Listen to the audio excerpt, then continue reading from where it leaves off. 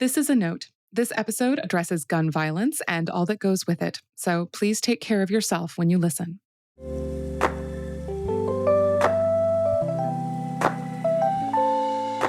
Hello, everyone, and welcome to Feminism Now, the podcast from the National Organization for Women.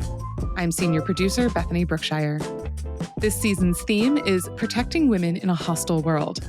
One of the things that makes that world hostile is firearms, which many women face the danger of from the moment they first step foot in school as children. If it's not us, it's our loved ones, of all genders.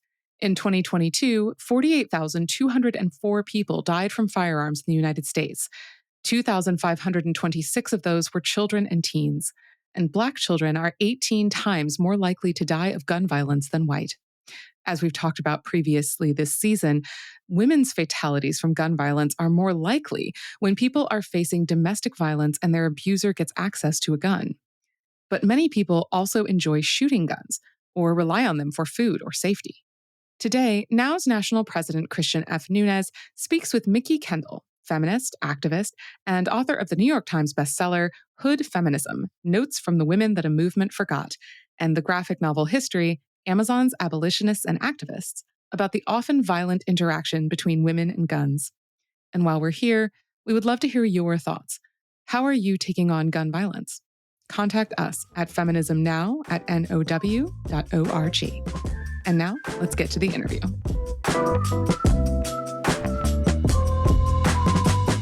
Hello, everyone. I'm Christian F. Nunez, the National President of the National Organization for Women. And I think it should be clear to all of us by now that guns, the ownership of them, who has them, and the violence they can do are feminist issues. And I'm so happy today that Mikki Kendall is here with us. So we are so excited to have this conversation. I know Mikki's going to unpack some things for us. Mikki, it is so wonderful to have you here. Thank you for joining Feminism Now. Thank you for having me on.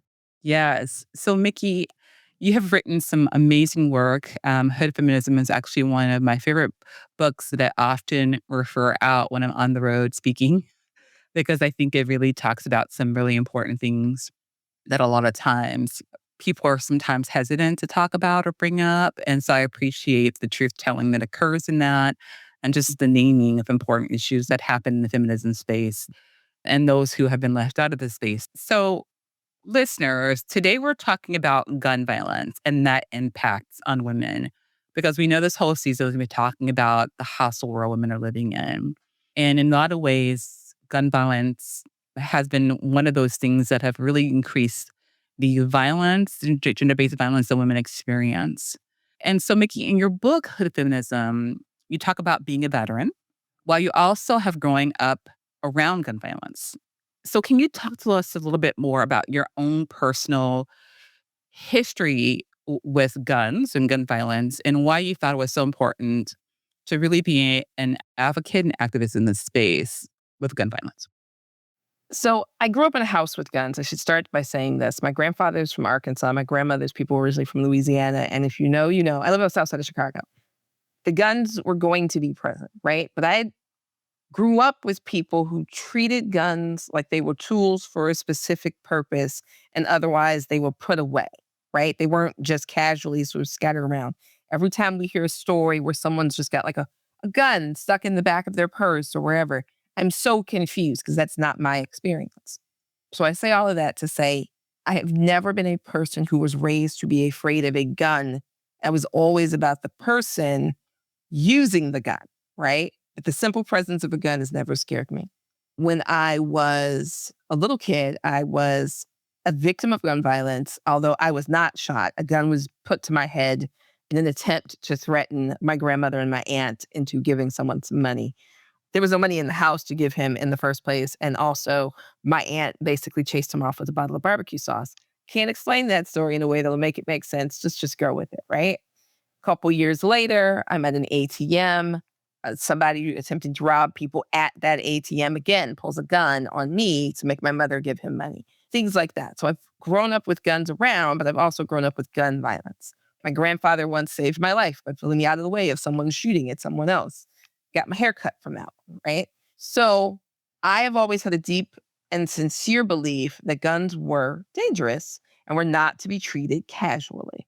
We have now moved into an environment where I see people posting pictures of their 4-year-old, their 5-year-old with an AR-15, right? That is not my experience as a child raised around guns. My grandfather's head would have come clean off at the very idea of 5-year-old me posing with any of his rifles, right? Guns were for when you were A, big enough to control them, B, after training, all of these things. And so, from my perspective, especially growing up in Chicago, where then, of course, you have drive-bys and all of these other forms of gun violence, including the police shooting people, including violence that came from the state, I've always had the opinion that America's obsession with guns has opened a door that historically has never been opened before. As I sit here talking to you, there are more guns on the street in America than there are people. By around 200 million more guns than there are people, right? We have around 350 million people. There's a little over 500, and I think it's 560 now. Every day that number changes, obviously. We produce guns faster than we produce life. And so when we're talking about gun violence, I want people to understand that the gun has become an extension of the violence as a culture we wish to do to our neighbors, to our family members, to women who want to leave us, to total strangers that racism has told us we're supposed to hate. We have created a tool and a culture for that tool that is objectively unsafe for everyone, including the people who think guns make them safer. Okay, so I want you to unpack this a little bit because I hear what you're saying, and I totally agree with you how our culture has become. But it also is very frightening to me because right now in 2025, our administration is almost like emboldening and people to even do this further. They're putting it into place to make people believe that their power is going to come from guns. What do you think about this? Because it's right on what you're saying, but I also feel like right now when you have an administration that's like encouraging this, what do you do? Well, so that's the problem, right? Because if violence is the question, violence is going to be the answer. And we've now created this situation where, sure, we could call for people to give up guns, but the cops aren't giving back their guns. Criminals aren't giving back their guns, right? We've let something out of the barn that we do not now know what to do with. And the government has emboldened racists. I'm going to say it bluntly that their guns mean they can abuse people at will. Now we get into a history lesson, right? And that history starts with the deacons of defense. It's not just the deacons of defense, but I want people to understand that when we're talking about nonviolent resistance, even nonviolent resistance wasn't exactly nonviolent, right? There was still a culture of self-defense. And that is where we are now. I've seen people say, well, those leftists, they wouldn't know what to do. We have guns. I've, again, always been around people who owned guns. The idea of who is a gun owner is wildly skewed by the people who want to tell you about their guns versus the people who simply own them, right? So we don't really know who is armed, who is not armed. A lot of like road rage or whatever other conflicts that end in gun violence. Sometimes in the back of my head, I must admit, I think you are in America. Anyone could be armed, right? Not just you're in Texas or you're in wherever. We tend to think of guns as though they're concentrated in specific places because those are the places where we see the most gun violence. But the truth is that guns aren't fruit. They can go anywhere. Anyone can have one in their car, their bag, on their person, right? It is a question of who is holding that weapon and how they respond to aggression that sort of dictates what follows, right? And as we've built, because the US is the world's arms dealer, right? Like let's be really honest about who makes most of the guns used in most of the conflicts around the world. As we build bigger, better weapons, we have yet to build the sets to go with that. We have made them, but we have not created a culture of respecting what we built, right? And think of it like Frankenstein's monster. We did it because we could. We never thought but about whether or not we should. So I'm curious though, because so many of policies and opposition to policies is all about that I can do it. I can, so I will. They don't think about the consequences. They don't think about the impact. They don't think about the harm. It's just this power and control that's been driving so much. One of the biggest contributors to women homicide and violence is about a power and control, and when we have people who don't think about that, I think it's so dangerous and so harmful. And we just saw they just totally took away the gun violence prevention programs and peeled those back at the same time peeling back domestic violence supports and funding and advocacy and victim services advocacy. Do you feel like there's a direct correlation with this?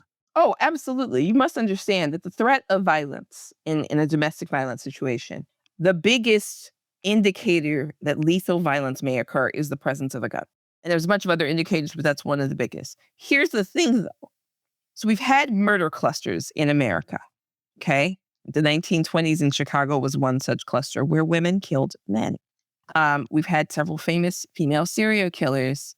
There's an idea in here, built in here, that the violence will be in one direction, that they will remove domestic violence protections and that women will be oppressed. Because let's be clear again, all of these things are with the goal of restricting women's freedom to choose, not just to choose in terms of reproductive choice, but to choose their partners, to choose to leave a partner, to choose whether or not to remain in any given situation. Let's say it's not a partner, let's say it's a parent or a roommate situation, right? And what we have historically seen is that when we restrict the rights of anyone, and in this case, we're talking about women, and let me just say this is cis, trans, however you identify, trans women or women, let's get that out of the way. The idea is that those people will then be stuck. The execution previously has been that those people unstuck themselves or they died, but they did not stay in those relationships, right? And right now, what tends to happen if a woman defends herself is that she is prosecuted.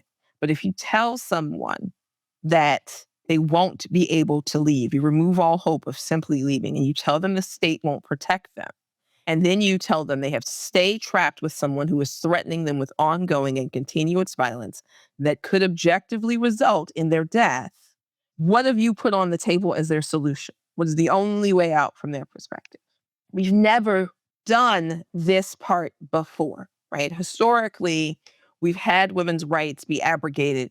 We've had various groups have their rights limited, enslaved, all of this. We've never done it with modern weaponry. I don't want to do it. Let me just be clear, right? If we had to refight the Civil War right now, I will see you from Canada because I think people have romanticized the idea of a women don't have rights scenario without understanding what happened when women's rights were limited. It was not a time where women just happily complied with oppression. That's why we have the feminist movement. The feminist movement saved men's lives. No fault divorce saved men's lives. We are about to enter a space where men will find out what it is to fight for their life against the people in their home who prepare their food. And this goes back to like the thought about the fact that we are resistant. I'm saying resistant to actually create policy that could fix and solve a lot of this.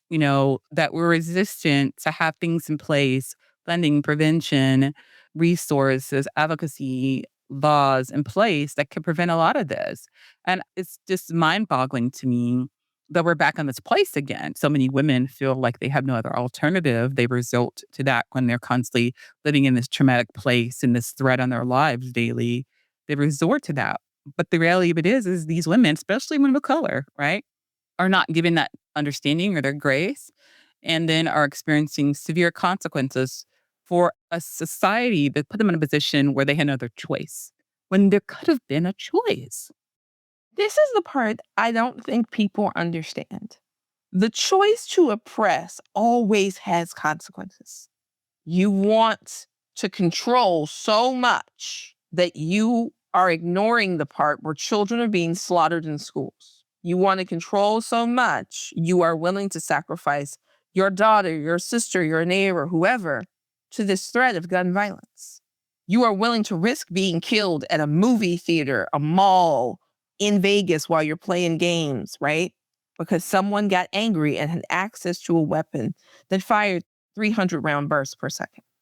We don't even have a good reason for the weapons that we have, right? You are selling weapons that can become fully automatic with extended magazines and all of this stuff. And then you're saying, why is violence on the rise? Why are there more crimes?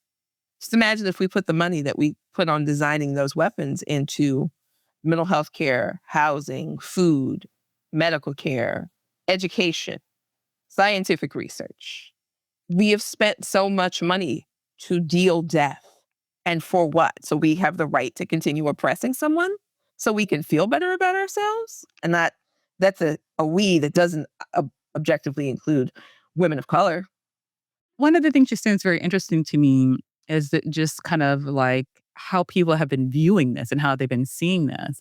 And I know in your book, you talk a lot about the intersections of gun violence and feminism and how even the mainstream feminist movement has often overlooked this intersection, right, of gun violence and feminism. There was one quote that I remember from your book that you said, "You may think that gun violence is a distant problem, nothing to do with you, but if you pause and if you look around, if you look outside the bubble, that privilege has created where you don't have to worry about gun violence on a regular basis. You'll see it as a public epidemic that we ignore." Talk to me about that. Tell me about why that is so important and so prevalent right now and today.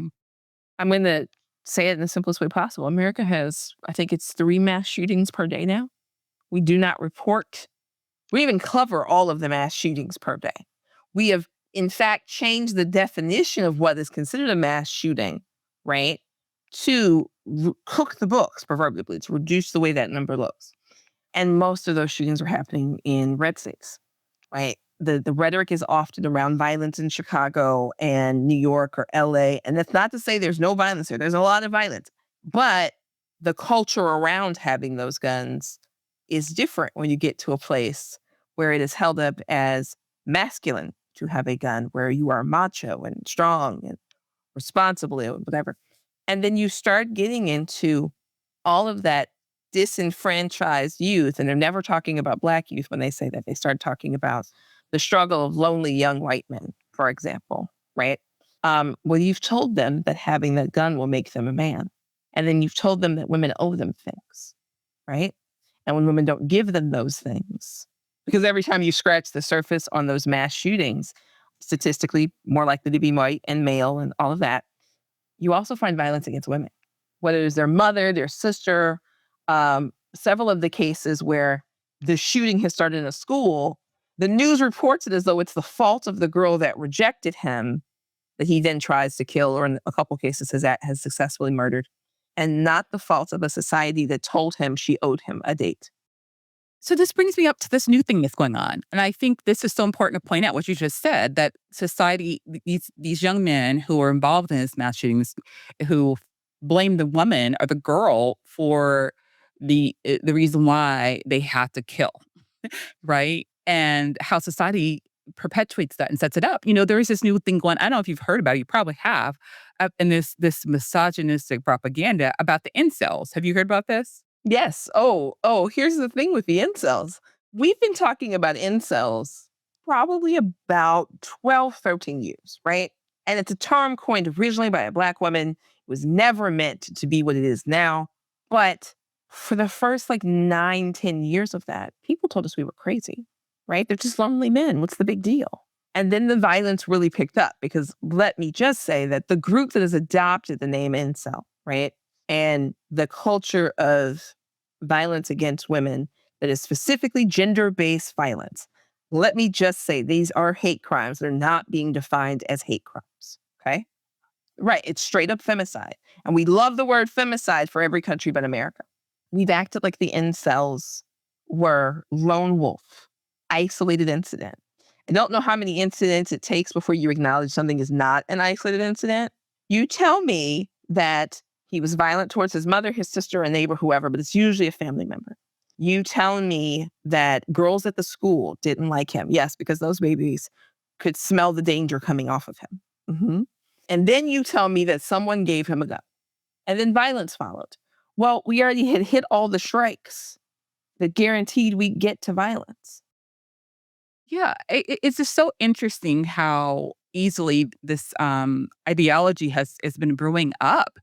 and brewing up even further to where, they feel that it is totally okay for them to, use this violence. And like we're talking about a lot of times with guns to cause harm. And this is such a great conversation. But right now, we have to take our Action Now break, and we'll be back shortly.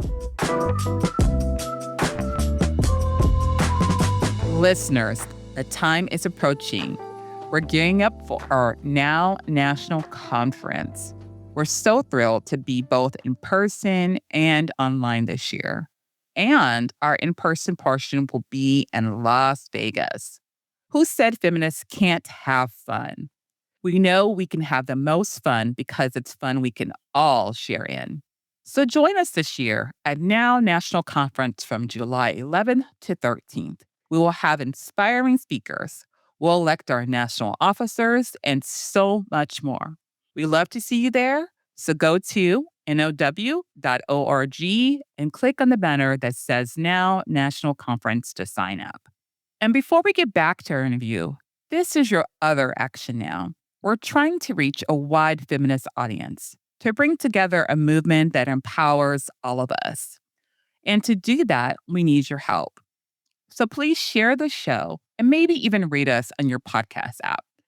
It will help get the word out. It's a little action, but a big help to Now. So now let's get back to the conversation.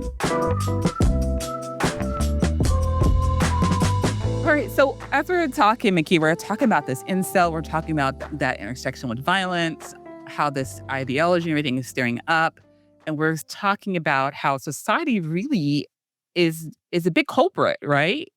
And how there's no accountability that's taken place. And the consequences we keep seeing, and we still have nobody saying, let's pause, let's assess, let's acknowledge, let's take responsibility. What do you think it's going to take for us to get there? I think, unfortunately, we do not truly believe women are people. And so because we do not believe women are people, let me just say this is not every culture, but here's where we get into colonialism and imperialism. And I'm going to call out the Catholic Church specifically because the missionaries, but it's not just the Catholic Church, it is churches, evangelical churches, plural. We tend to have this idea that women are a resource and that resource has gotten ideas above its station and thinks that it should be able to make decisions, right? Every time one of those articles runs about the problem of lonely young men, the subtext and sometimes the outright text is that this is a problem for women to solve, right? Because for the first time in history, in a Western context, men have to be more than financially stable. There comes a point societally in every culture where the women start to look around and say, this deal sucks. I'm not going. And then if you wish to be partnered with a woman, you have to be smart, kind, nice, smell good, all of these things. Because otherwise, if she's got to do everything else by herself, and we've now pushed it to a situation where she has to provide too, she might as well do it by herself. Right. But here we go again, like the responsibility on the women. And then therefore, I'm going to bring this back to what we see happening even in the courts, right? When we're seeing these violent relationships happening, that the woman's always held responsible for the violence that occurs, for what pushed that man to the point where he had to act this way. And why should he have to lose his rights because he was pushed to this place because of the woman? And I find that this is like really prevalent too, even when this last Supreme Court case we saw with the US versus Rahimi about domestic violence orders and the ability to have a gun.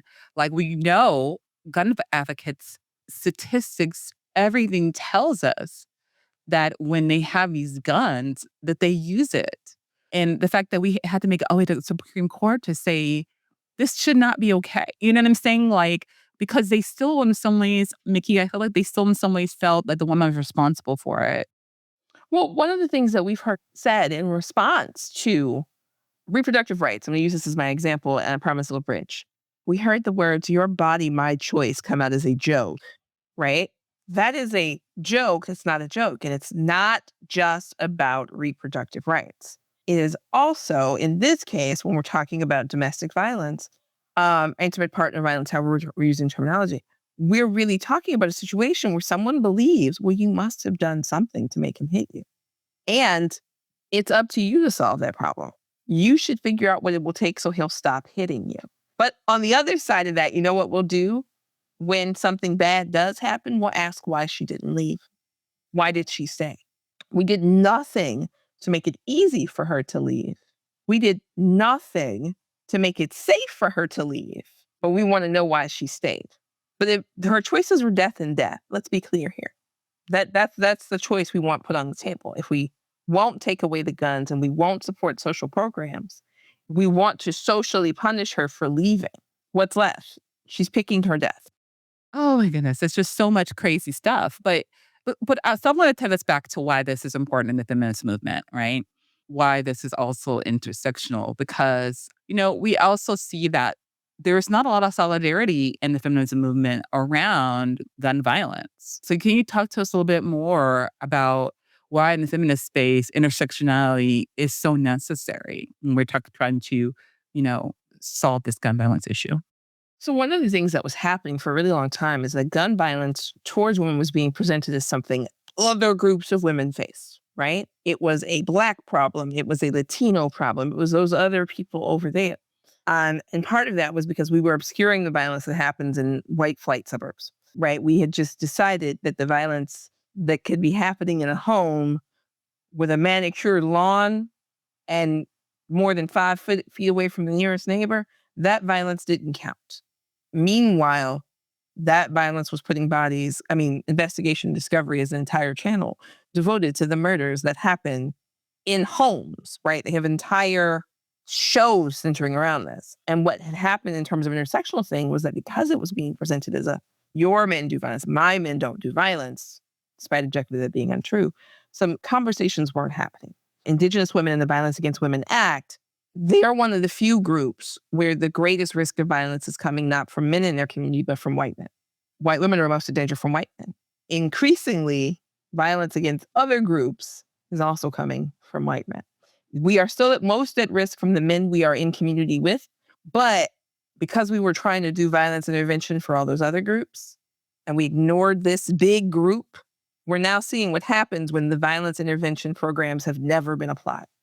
That's where intersectionality comes in, because it's a conversation had been between different groups of women, all experiencing violence from men. We might have gotten a little further, but instead what we had was Black communities trying to do something to stop violence in Black communities, Latinx communities, Asian, Indigenous, and white communities just said, oh, that's somebody else's problem. And I've never quite understood how we got to that somebody else's problem, because statistically, the violence was always happening there, but it was always treated once again as a lone wolf, as an individual problem. None of the obstacles facing us are individual. They are all systemic. Absolutely. Because I also believe that it's not, like we talked about earlier, it's not always for women to do this protection of itself, but for the whole system to change. But that there's also still work that we can do on being in solidarity within the movement, right? So how do you see us finally addressing this and resolving this so the women are not always living in such a hostile? It's one thing, it's not everything, but it's one thing, it's to always live in this hostile environment. So one of the things I think that would be important, that's a super difficult part of this, is that we would have to treat violence as a systemic issue. To treat not just gun violence as a public health crisis. It is a public health crisis. We would have to treat violence as a public health crisis. Yes, gun violence yields the highest number of deaths because it is a lethal weapon. But that doesn't mean you should be getting stabbed 3 times or choked or whatever, right? So at some point, we have to talk about violence as a cultural problem. And it is not just an American problem. We can find femicide all over the world. We've got to be teaching young men and boys that girls are people. And that has to start at the cradle. And instead, we keep reinventing the proverbial wheel of doom and insisting that the real problem is that women want to be in the workforce and they don't want to take care of a family and they don't want this and they don't want that. I know of no one who wants to go to work 8, 10, 12 hours a day, then come home and start a second shift of cooking and cleaning and childcare, only to be told they're a second-class citizen. we are going to see people simply deciding, and we are already seeing it, that they just won't enter into a relationship. They won't have children. They won't do all of these things. And $5,000 is not going to fix the problem. I don't even know. Listen. Oh my $5,000 doesn't God. even cover childcare for Listen. 3 months. It don't even cover maternity, like doctor care. So it's just it's a joke. But this is also when you don't value the woman and their experience and listen to them is where you come up with these asinine ideas about paying $5,000 to someone to have a baby. Mickey, we are out of time for today. I have truly enjoyed this conversation. I have one last question for you. In this period of time right now, we know that we're seeing violence increase. We know like you mentioned, gun violence happening every day. We know that women are experiencing gender-based violence increases. All these things are happening, and it can feel very dark for a lot of us. But I believe in hope, and I believe, and I'm an optimist, even though we're seeing all these things. But I want to know for you, if you were to give people any reason to have hope right now, what would be the reason you would give our listeners for having hope? The reason I would give our listeners for having hope is that when we fight, we win, and we are definitely willing to fight. Progress has never been linear. It feels like it should be linear, but every time we backslide, and this is the backslide, we push even further the next time. And though it can be daunting to be doing the fighting, we can't do any less than our ancestors did. We can't do any less than our best for the future. We may not be here to see it, but we should be trying to give the future to our children, grandchildren, other people's descendants in the best shape we can, because that's what we owe ourselves and what we owe them. And I think that just sums it up so beautifully is, especially when you said we cannot fight less than our ancestors did. We are the ancestors for our legacy. So we got to put it all in and just know that this is just temporary. And when we fight, we win. Thank you so much, Mickey Kendall, for joining us on Feminism Now, for your talent, for your thought leadership, for your voice, your advocacy, and the important words you shared with us today. Thank you for having me on. Please, please do not lose hope. Do not give up.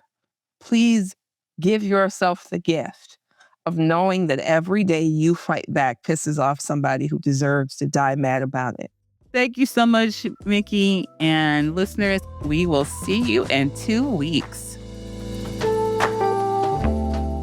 Thank you so much for joining us on the podcast this week as we delve into gun violence as a feminist issue. If you learned from this show, please share it with your friends and like and subscribe if you haven't already.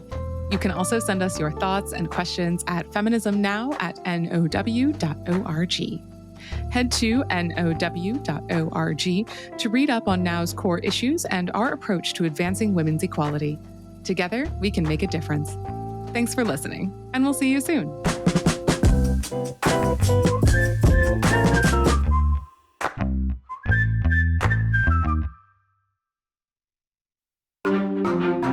Topica.